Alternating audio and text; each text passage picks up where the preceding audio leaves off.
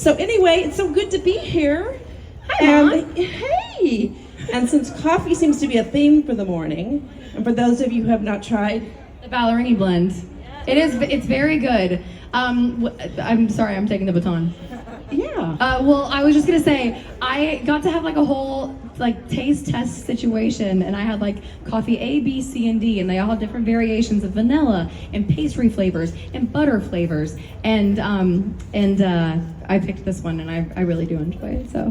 And we did have an espresso martini before we came up. That's not that. I know, I'm ready to have another one, honestly. So since coffee's a theme, I will tell you coffee in my family growing up with Kelsey's Mimi, my mom. Yep. It was a rite of passage in our home. When you're about, 5 or 6, my mom will give you your first cup of coffee.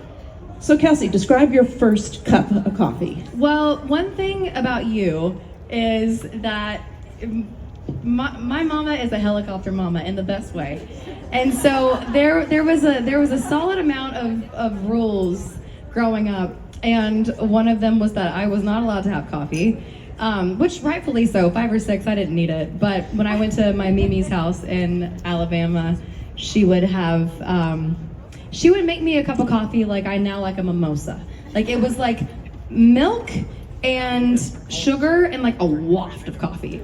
And that was like my first experience, but I had like this very fond memory because the house smelled like it, and like when you're younger and the adults that you love do certain things and you're like, oh, I like romanticize it because the people that I love do that. That's how coffee started for me.